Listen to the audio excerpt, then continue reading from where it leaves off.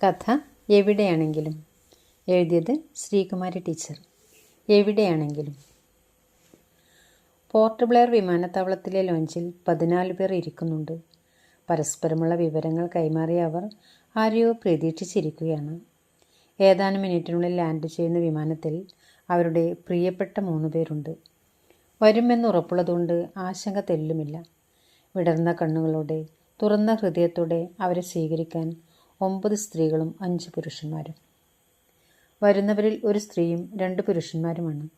13 കൊല്ലമായി അവർ എല്ലാ വർഷവും നടത്തുന്ന സംഗമമാണിത്. പ്രിയ ദീദിയുടെ ചരമവാർഷിക ദിനം. ആ സ്നേഹനിധി തങ്ങളെ വിട്ടുപിരിഞ്ഞിട്ട് 13 വർഷം കഴിഞ്ഞു. 14-ാം ചരമവാർഷികം കൊണ്ടാടാനാണ് അവർ എത്തിയിരിക്കുന്നത്. ചില ജന്മങ്ങൾ അങ്ങനെയാണ്, മരിച്ചാലും ജീവിക്കും. പ്ലെയിൻ എത്തി. അതാ തങ്ങളുടെ ഓരോരുത്തരുടെയും ഹൃദയത്തിൻ്റെ ഭാഗമായ സമീർ അബ്ദുള്ളയും ലോക്നാഥും പ്രമീളയും. കടന്നു വന്നപ്പോൾ തന്നെ എല്ലാവരും അവരുടെ അടുത്തേക്ക് ഓടിയെത്തി. നിറ കണ്ണുകളോടെ എല്ലാവരെയും കെട്ടിപ്പിടിച്ചും ഉമ്മകൾ കൊടുത്തും സന്തോഷം പങ്കുവച്ചു. JNRM കോളേജിലെ പ്രിൻസിപ്പളായിരുന്നു വിജയകുമാരി. ജനിച്ചത് കൊല്ലത്താണെങ്കിലും 28-ാം വയസ്സിൽ മകളോടൊത്ത് അണ്ടമാനിൽ വന്നതാണ്. ശിഷ്ടകാലം മുഴുവൻ അണ്ടമാനിൽ കഴിച്ചുകൂട്ടി. പുരുഷന്മാരോടും സ്ത്രീകളോടും സ്വതന്ത്രമായി ഇടപെടുന്ന വിജയോട് ഭർത്താവ് ശരത്ചന്ദ്രൻ ഒരു ദിവസം ചോദിച്ചു, വിവാഹത്തിന് മുമ്പ് നീ ആരുമായിട്ടെങ്കിലും ബന്ധപ്പെട്ടിട്ടുണ്ടോ എന്ന്. വിജയ തിരിച്ച്, ശരത്ത് ആരുമായിട്ടെങ്കിലും കിടക്ക പങ്കിട്ടുണ്ടോ എന്ന് ചോദിച്ചു. കുറ്റം മറയ്ക്കാനാണ് എതിർചോദ്യം ചോദിച്ചത് എന്ന് പറഞ്ഞ് ശരത്ത് റൂമിൽ നിന്നും ഇറങ്ങിപ്പോയി. ഒരാഴ്ച കഴിഞ്ഞാണ് മടങ്ങി വന്നത്. സ്ത്രീക്കും പുരുഷനും പരസ്പരം ബഹുമാനമുണ്ടായിരിക്കണം, എങ്കിലേ ദാമ്പത്യം തെളിനീർ പോലെയാവൂ. അത് തന്നെ താഴ്ത്തിക്കെട്ടിയതാണെന്ന് പറഞ്ഞ് ശരത്ത് വിജയെ അടിക്കുകയും വീട്ടിൽ നിന്നും വലിച്ചിറക്കി പുറത്താക്കുകയും ചെയ്തു. നിന്നെപ്പോലുള്ള അഹങ്കാരികളായ പെണ്ണുങ്ങളെ ചാട്ടവാർ കൊണ്ട് അടിക്കണം, ഇനി നമുക്ക് കോടതിയിൽ കാണാം എന്ന് പറഞ്ഞ് വാതിലടച്ചു. വീട്ടുകാരെതിർത്തിട്ടും കേസ് കോടതിയിലെത്തി. ഗർഭിണിയായ വിജയ ഒരു പെൺകുഞ്ഞിനെ പ്രസവിച്ചു. കേസ് പിൻവലിച്ച് ശരത്ത് വിജയെ കൂട്ടിക്കൊണ്ടുപോകാൻ വന്നു. പക്ഷേ വിജയ പോയില്ല. ഇനി എൻ്റെ മനസ്സിൽ നിങ്ങൾക്ക് സ്ഥാനമില്ല എന്ന് തുറന്നു പറഞ്ഞ് അയാൾ അടച്ചു. ഡൽഹിയിലെ ഒരു പ്രൈവറ്റ് കോളേജിൽ ജോലിയിലിരിക്കുമ്പോഴാണ് അന്തമാനിലേക്ക് വന്നത്.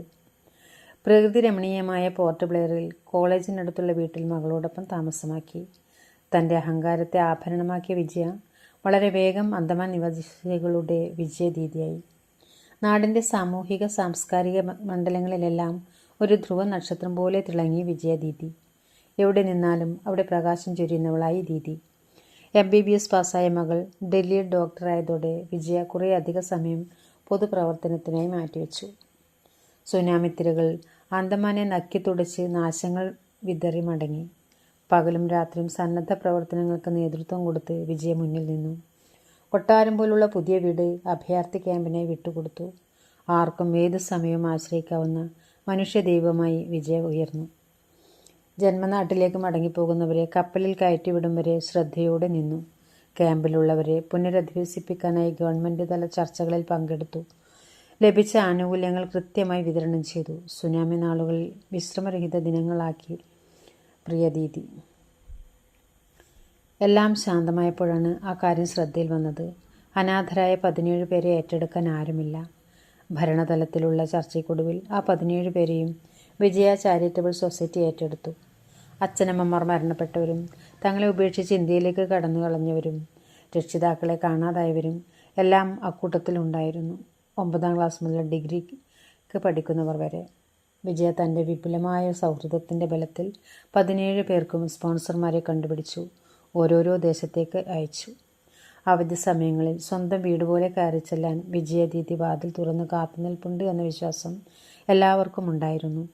17 അംഗങ്ങൾ സഹോദരങ്ങളെ പോലെ സ്നേഹിച്ചും സഹകരിച്ചും കഴിഞ്ഞു. പഠനം പൂർത്തിയായ അവർക്ക് ദീദിയുടെ റെക്കമെൻഡിൽ പല സ്ഥാപനങ്ങളിലായി ജോലിയും കിട്ടി. കുടുംബജീവിതം നയിക്കുമ്പോഴും ആവേശത്തോടെ ഓടിയെത്താൻ തങ്ങൾക്കൊരിടമുണ്ട്, വിജയദീദിയുടെ വീട്. അതിനടുത്തായി പ്രവർത്തിക്കുന്ന വിജയ ചാരിറ്റബിൾ സൊസൈറ്റി പകൽ വീടും തുടങ്ങിയിട്ടുണ്ട്. വൃദ്ധജനങ്ങളുടെ ഏകാന്തതയും വിരസതയും അകറ്റാൻ വേണ്ടിയാണ് പകൽ വീട് സംവിധാനം. 3 നേരം ഭക്ഷണമുണ്ട്. വീട്ടിൽ വേണ്ടവർക്ക് പോകാം, അല്ലാത്തവർക്ക് അവിടെ തന്നെ കഴിയാം. എല്ലാവരോടും ചിരിച്ചും പറഞ്ഞും ആടിയും പാടിയും അവരെ രസിപ്പിക്കുകയും ഉല്ലാസയാത്രകൾ നടത്തുകയും ചെയ്യുന്ന ദീദിയെ കാണാൻ വേണ്ടി മാത്രം വരുന്ന വയോധികരുമുണ്ട്. ഞാൻ ഒറ്റയ്ക്കല്ല, ഈ ഭൂമിയിലുള്ളവരെല്ലാം എൻ്റെ ബന്ധുക്കൾ എന്ന ഭാവമായിരുന്നു ദീദിക്ക്.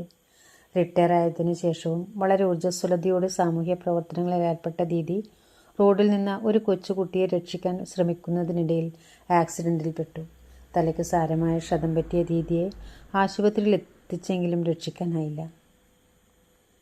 സ്വന്തം വീട്ടിലെത്തിയ പോലെ 17 പേരും കൂടി വിജയകുടീരത്തിലെത്തി പ്രാർത്ഥനയ്ക്ക് ശേഷം പ്രിയ ദീദിയുടെ പ്രതിമയിൽ പുഷ്പാർച്ചന നടത്തി. വിജയ ചാരിറ്റബിൾ സൊസൈറ്റിയുടെ പേര് മാറ്റിയതാണ് വിജയകുടീരം. എല്ലാ കൊല്ലവും തങ്ങളുടെ സാന്നിധ്യം കൊണ്ടും വിജയകുടീരത്തിലെ ഓരോ അംഗങ്ങളുടെ ക്ഷേമ പ്രവർത്തനത്തിൽ ഏർപ്പെട്ടും 2 ദിവസം കഴിച്ചുകൂട്ടുക 13 വർഷമായി തുടരുന്ന കാര്യം. ഇപ്രാവശ്യവും പൂർത്തിയാക്കിയതിലുള്ള സന്തോഷം 17 മുഖത്തുമുണ്ടായിരുന്നു. രാത്രി കഞ്ഞി വിളമ്പിയ വേളയിലാണ് പുതിയ അതിഥിയെ എല്ലാവരും പരിചയപ്പെട്ടത്. അത് മറ്റാരുമായിരുന്നില്ല, ശരത്ചന്ദ്രൻ എന്ന ദീദിയുടെ ഭർത്താവായിരുന്നു. ഇനിയുള്ള കാലം വിജയയുടെ ഓർമ്മയിൽ ഇവിടെ കഴിയണമെന്ന് പറഞ്ഞപ്പോൾ ആ കണ്ണുകൾ നിറഞ്ഞിരുന്നു. പ്രായശ്ചിത്തത്തിൻ്റെ നീർത്തുള്ളികൾ. ശുഭം.